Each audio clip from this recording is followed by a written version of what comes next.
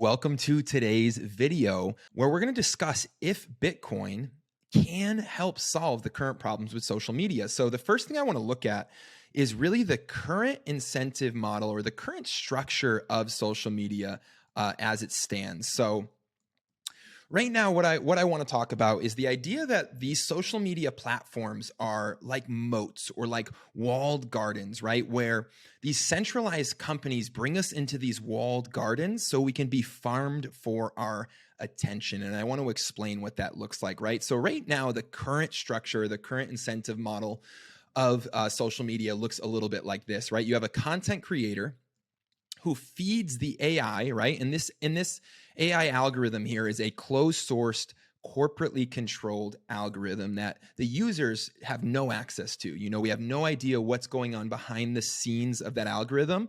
But one thing we do know is that the algorithm is actually shaped by free clicks and views, right? So the user isn't thinking about what they're watching because there's no clear cost associated with what they're watching. And this is the exact problem that streaming companies have, but that's just a totally different video. The idea here is that they're relying on data that has no real weight. So a content creator uploads the video to the algorithm. And the algorithm's only purpose, this is really important to understand because this is very, very heavy to think about. The only purpose of the algorithm is to mine as much of your attention as it possibly can, right? And so now, what they do with that mined attention, I like to think of it as the fact that they're actually mining your brain chemicals and they're selling those chemicals to the highest bidder, right? Because if they don't have your brain chemicals, they don't have a business. If they don't have your attention, they don't have a business. So then they have to sell that attention to corporations, and really anybody can run ads on social media, but the ad model in general relies on your brain chemicals. And then only a small portion of that actually goes back to the creator, okay? And I like to think of this model as a form of, it's kind of like techno-feudalism, where we're all serfs being farmed for our attention, because this does not work unless they can mine our attention. And so now the incentive of the content creator is to create the most viral and the most sensationalist content it possibly can. Okay, and that's why you see the rise of figures like Andrew Tate, Hassan Piker, right? Hassan Piker specifically, or like Charlie Kirk, these really sensationalist political pundits, very sensationalist. Oftentimes they're just trying to say something that is really outlandish in order to drive traffic, because that's what they're incentivized by. And you can't blame them, right? That's the incentive of the current model. Okay. And it obviously has really, really bad effects on society.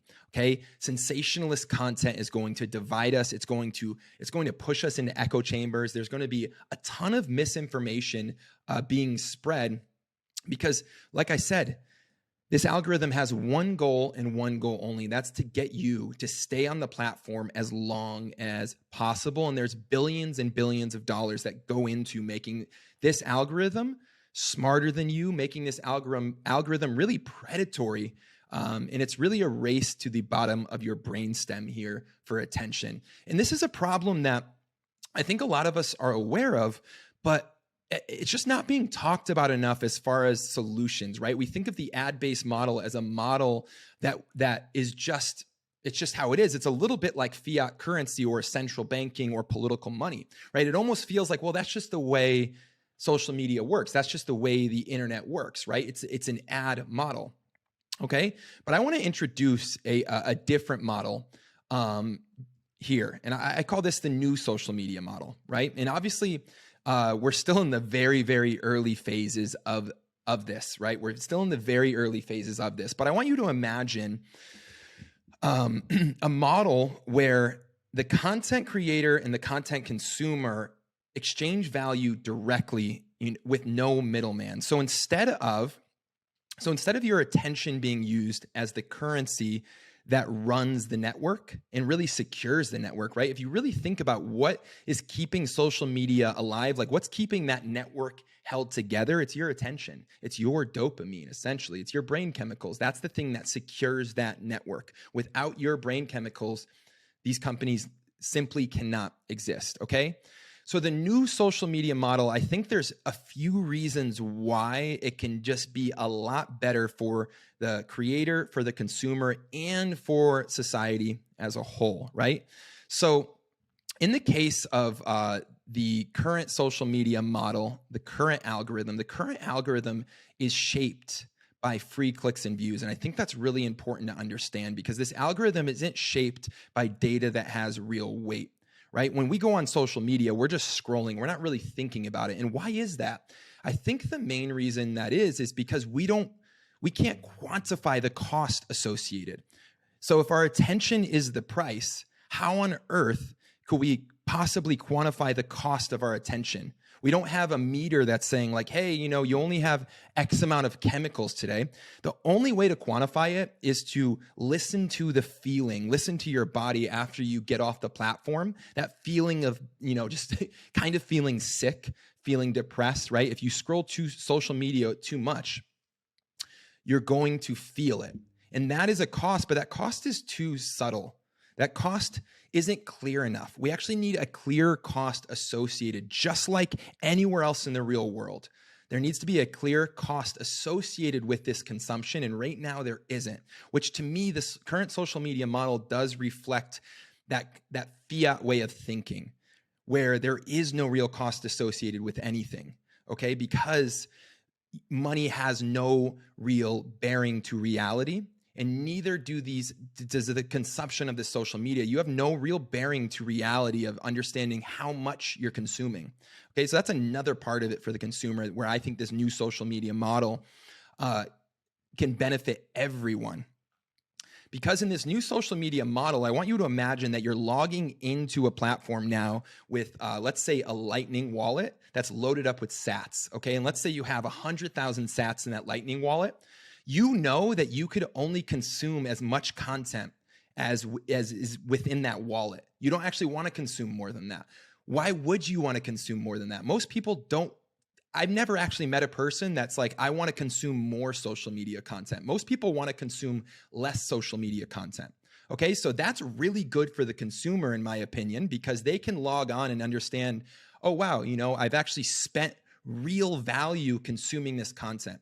And what this does, there's so many good things here. So instead of the algorithm being shaped by basically weightless decisions, the algorithm is now shaped by microtransactions that have a very, very clear cost associated with them, okay? So that means that the consumer understands the cost of consumption, which is really important, because in order for the consumer to consume the content, they actually need real economic energy or proof of work. So therefore, the consumer is going to be a little bit more careful with their decision.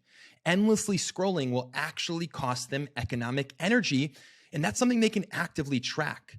There's another aspect to this too. The data that's feeding and shaping this algorithm is actually much weightier, and it's higher signal. This is something very few people, if any people, are talking about when it comes to Bitcoin. Bitcoin is just higher signal data, which can shape algorithms to be more pro-humanity, more pro-society, because we're making decisions consciously, right? We're making decisions very consciously about what we're consuming if we know that that is actually costing us a little bit of value. It's not draining our bank account, but if it is draining your bank account, you should know, right? So it's a little bit like if you could just get drugs for free, right? People would just be like, cool, yeah, I'm just going to do all these drugs, right? But if they start costing you money, it's going to be very obvious that you can't keep up the habit, because your bank account can't keep up with the habit. And this is very important, because the current internet is running on very low signal data. And Bitcoin represents a weightier, higher signal, cleaner piece of data that we're feeding to an algorithm that's open source and community controlled.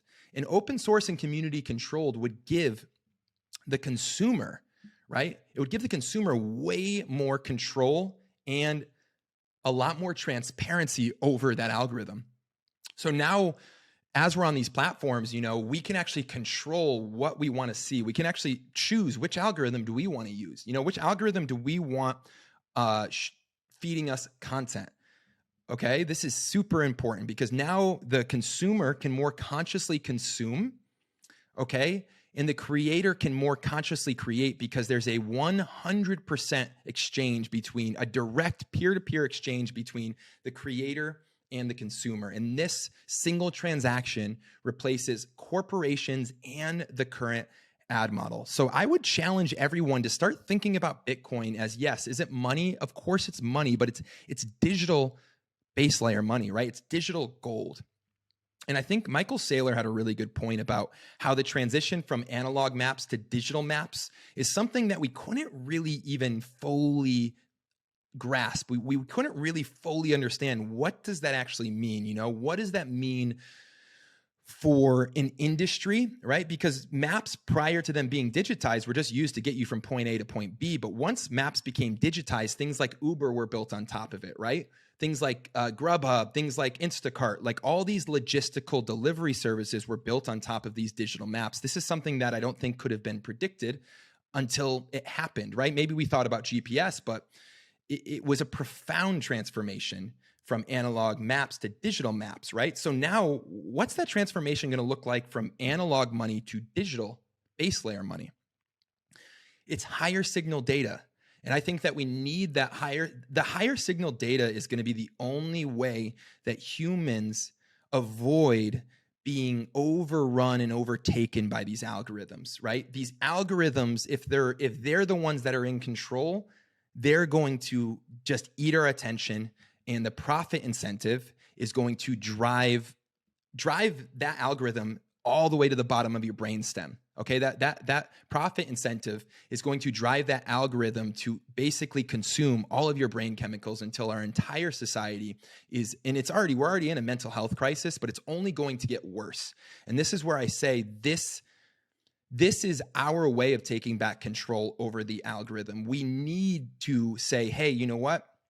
I'm only going to feed you what I can afford to feed you, right? We need to be rooted in reality. And if we're not, Bitcoin here in this case allows social media to be rooted in reality. And I think there's a really good chance that this brings on a digital renaissance where, because this one incentive change, if creators are starting to create more consciously, if they're not stuck in the hamster wheel of creation, okay? Like, because of the fact that these creators most creators don't get enough just from ad revenue to just create content. Most content creators are also, business owners. They also have to, have like a digital course on the side. They also have to promote products that they might not fully believe in. But what if you could just consciously create and get 100% of the value from that creation? I think this could change the world. I would love to know your thoughts in the comments below, but I think that Bitcoin as a higher signal, weightier piece of data is actually the thing that gives us our digital autonomy back and allows us to break free from the techno-feudalistic walled gardens or moats that these social media platforms have trapped us in order to mine our brain chemicals and sell them to the highest bidder.